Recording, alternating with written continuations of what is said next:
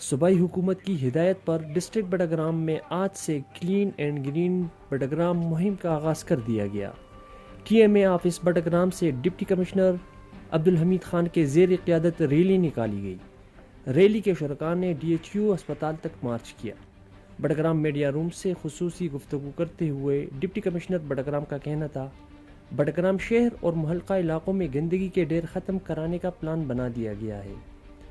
10 روزہ صفائی مہم کے دوران ان مقامات سے گندگی کے ڈھیر ختم کیے جائیں گے۔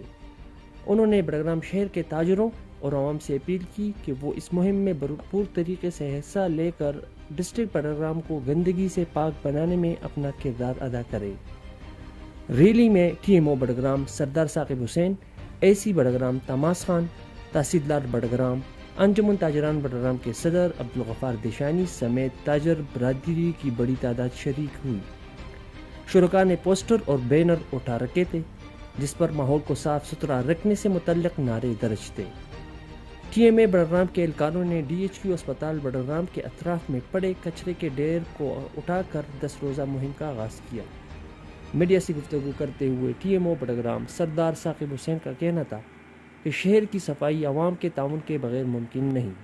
جب تک ہم لوگ کوڑا کرکٹ کو مقررہ مقامات تک لے نہیں جاتے اس وقت تک ماحول کو صاف رکھنا ممکن نہیں۔ ان کا کہنا تھا کہ ہمیں اپنی سوچ اور عادات تبدیل کرنے پڑیں گے۔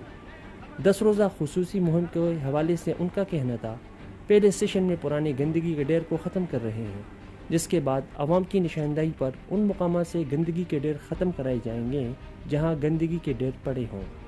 انجمن تاجران بٹگرام کے صدر عبدالغفار دیشانی اور اے سی بٹگرام طماس خان نے بھی تاجر برادری پر زور دیا کہ وہ ماحول کو صاف ستھرا رکھنے کے لیے کچرے کو دکانوں کے آگے نالوں میں پھینکنے کے بجائے مقررہ پوائنٹس پر پھینکیں۔